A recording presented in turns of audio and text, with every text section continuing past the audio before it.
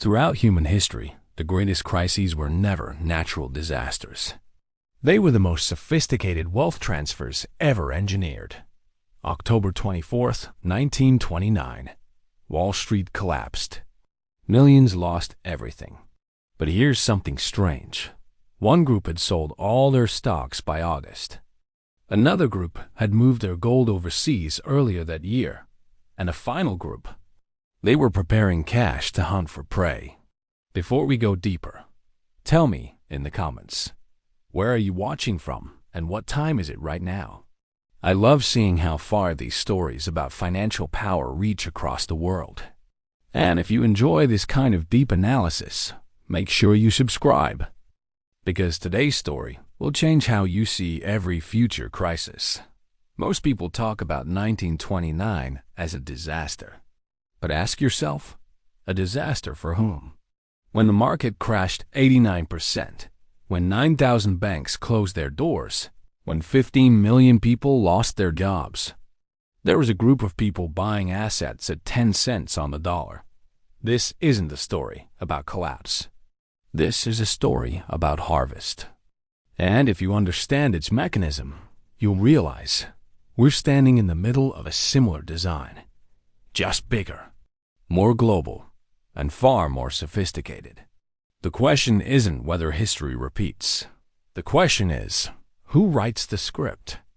Let's rewind to 1913, the year the Federal Reserve was established. This wasn't a government bank. This was a private consortium of the largest banks. The public purpose? To stabilize the financial system.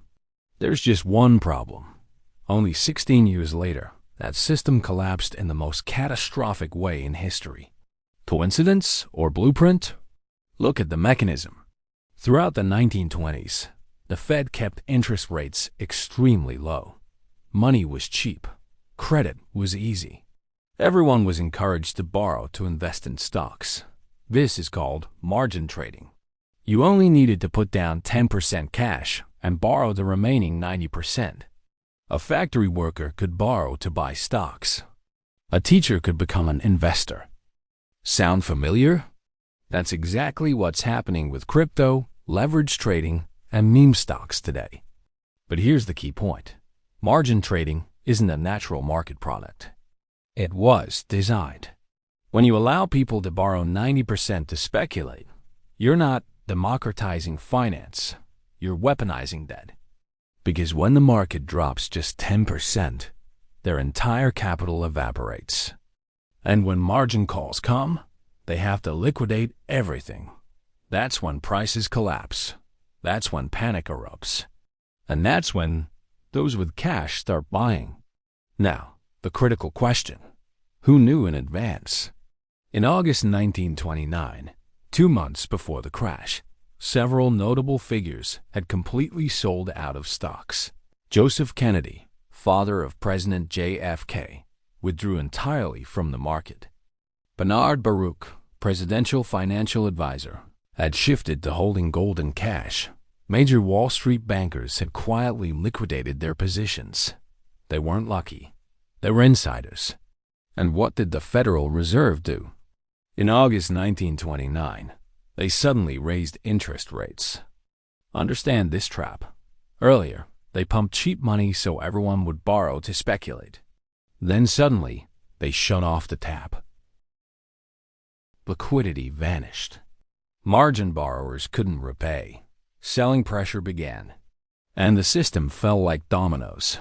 This wasn't failed policy. This was policy completing its mission. What mission? Transferring assets from the many to the few. After the market fell 89%, those with cash, those who had withdrawn in August, they returned.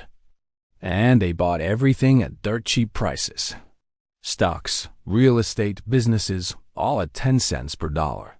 This was the greatest fire sale in history. But not for you. For them, the system wasn't broken. It was working exactly as designed. 1929 was the collapse. But what happened afterward was the real harvest. From 1930 to 1933, America sank into crisis. Millions unemployed. thousands of banks bankrupt. People lined up for charity food.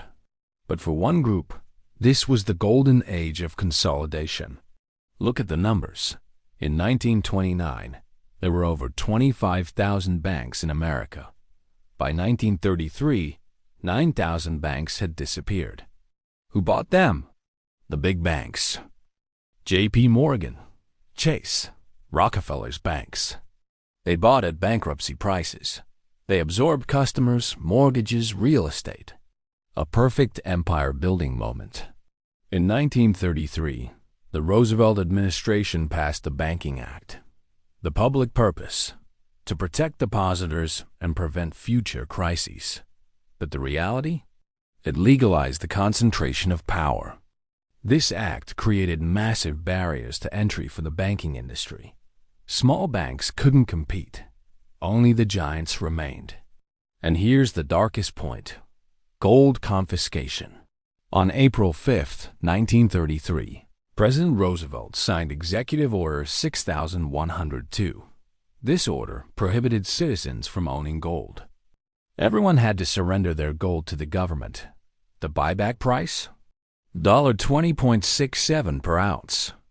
If you didn't comply, 10 years in prison or a $10,000 fine, equivalent to $200,000 today.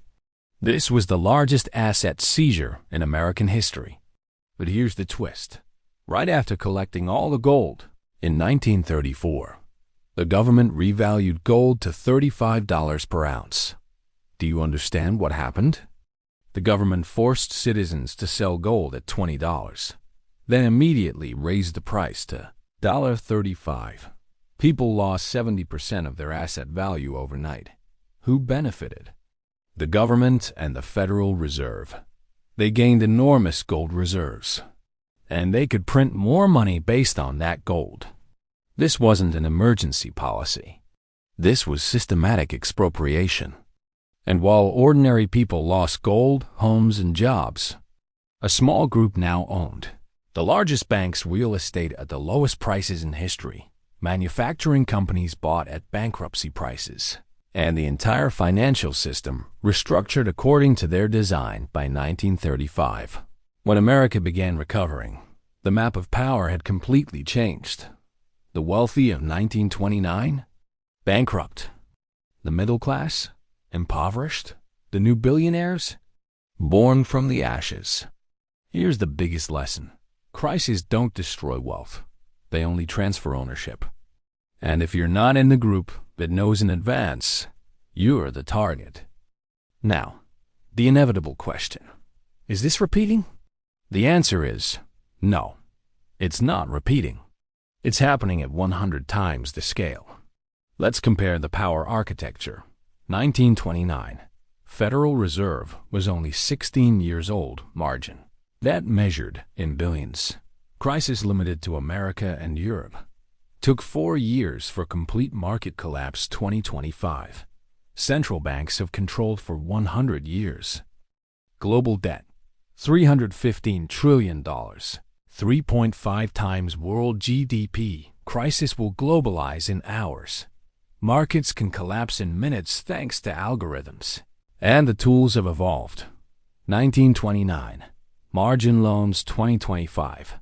Derivatives worth $600 trillion. Warren Buffett called these financial weapons of mass destruction. 1929. Gold standard 2025. Fiat currency printed without limit. 1929. Bank runs. People physically lining up to withdraw cash 2025. Digital runs. When SVB collapsed in 2023, $42 billion was withdrawn in 10 hours via phone apps. The speed of catastrophe has increased exponentially. But here's the most frightening point. The lesson from 1929 wasn't to avoid crisis. It was to master crisis. Central banks today aren't trying to prevent collapse. They're managing controlled collapse. Look at the pattern over the past 15 years. 2008. Financial crisis gives Fed prints $4 trillion, saves big banks. People lose homes 2020. COVID crisis gives Fed prints $5 trillion, gives markets hit records. Poorer get poorer 2023. Regional bank crisis gives immediate rescue, gives large depositors protected, small ones on their own. Do you see the rule? Too big to fail isn't a bug. It's a feature. The system is designed so large institutions cannot fail. But individuals and small businesses, they fail en masse. With each bailout, power concentrates further. Assets transfer direction. And small players are eliminated from the board.